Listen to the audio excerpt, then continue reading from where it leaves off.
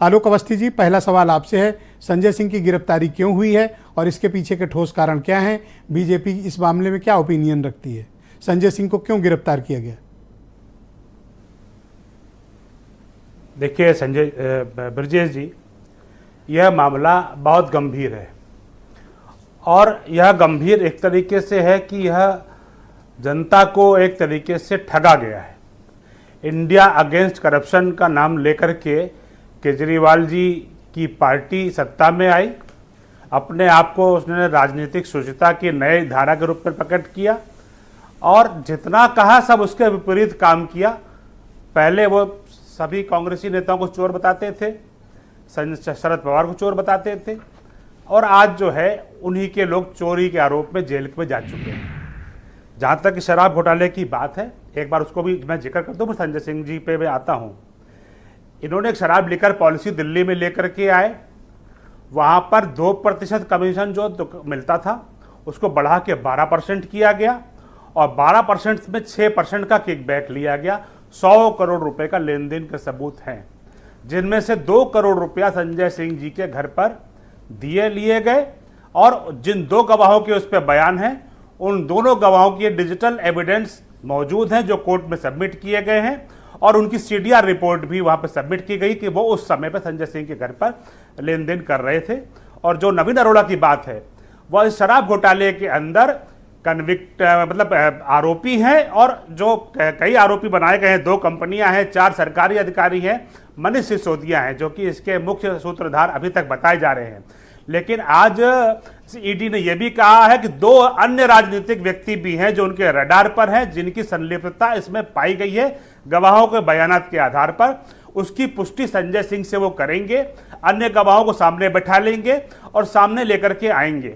तो मैं ये इसलिए मैं आपसे कहना चाहता हूं कि 2 करोड़ रुपए का जो लेन देन संजय सिंह के साथ हुआ और जिस तरीके से वहां पर शराब के घोटाले में दुकानें बढ़ाई गई, उनका समय बढ़ाया गया, एक के बदले एक फ्री पाओ, ये सारी योजनाएं चलाई गई और ये बताया गया था उनके द्वारा कि 3500 करोड़ रुपए का फायदा दिल्ली प्रदेश की सरकार को होगा, जबकि नतीजा ये आया कि इसमें 9500 करोड़ रुपए का नुकसान हुआ और बाद में 28 जुलाई 2022 को दिल्ली सरकार को ये शराब नीति रद्द करनी पड़ी क्योंकि उसका भांडा फूट चुका था। सुप्रीम कोर्ट में भी आज इस मामले की बड़ी विस्तृत सुनवाई हुई है, लेकिन अब तक ईडी इसकी मनी ट्रेल, यानी जो आप किकबैक कह रहे हैं कि 2%, 12%, 3500 करोड़, 100 करोड़ जो भी अमाउंट है, आज तक कोई फाइनेंशियल ट्रेल नहीं मिली कि ये पैसे किसने लिए, कब दिए, सिवाय दिनेश अरोड़ा के स्टेटमेंट जो पहले आरोपी थे अब सरकारी गवाह बन गए, उनके अलावा क्या है?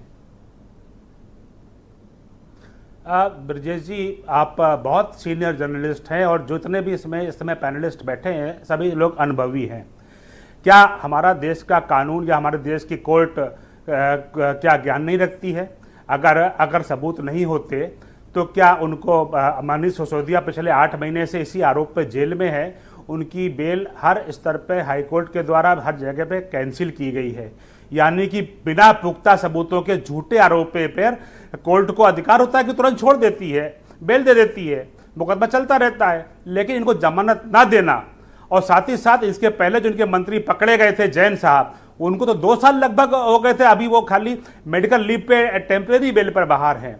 तो जो इंडिया अगेंस्ट करप्शन करके जो पार्टी आई थी, उसने आज इंडिया अलायंस विद करप्शन जो है करके नारा एक आरोप ये लग रहा है कि संजय सिंह, हम कटघरे में ना खड़ा करें। संजय सिंह राज्यसभा हो या फिर सड़क हो, भारतीय जनता पार्टी के नेतृत्व वाली केंद्र सरकार के खिलाफ हमेशा बहुत मुखर रहे हैं और खुलकर बोले हैं। आरोप लग रहा है कि उनकी आवाज दबाने के लिए गिरफ्तारी की गई है। देखिए ब्रजेश जी, बहुत से लोग भारतीय जनता पार्टी के खिलाफ हैं और आरोप लगाते हैं और संजय सिंह से ज्यादा कड़वा बोलते हैं। क्या उनको जेल भेज दिया गया है? अखिलेश यादव जी भी भारतीय जनता पार्टी को हमेशा बहुत ही खराब बोलते हैं, तो क्या उन्हें जेल भेज दिया गया है? बिना तथ्य और अगर संजय सिंह कोई अपराध करेंगे या कोई राजनीतिक पार्टी और अपराध करेगी तो खाली इसलिए छोड़ दिया जाएगा कि वो राजनीतिक दल के कार्यकर्ता हैं और भाजपा के खिलाफ हैं, तो इस परसेप्शन में उनको छोड़ दिया जाएगा? ऐसा नहीं है। देश की कानून की एजेंसियां, देश की न्यायपालिका स्वतंत्र है जो अपना काम कर रही है। सभी विरोधियों को कोई जेल में नहीं डालता है, ना ही कोई ये लोकतंत्र है, विरोध करने का अधिकार है, लेकिन अपराध करने वाले को कोई छोड़ता भी नहीं है। इसमें हम कोई समझौता नहीं करते हैं। उनको न्यायपालिका से न्याय मिल जाए तो अच्छी बात है, नहीं तो जेल में रहने दीजिए, जैसा कर्म है वैसा भोग रहे हैं। थैंक यू आलोक जी, हमारे साथ जुड़े रहिएगा। वैभव महेश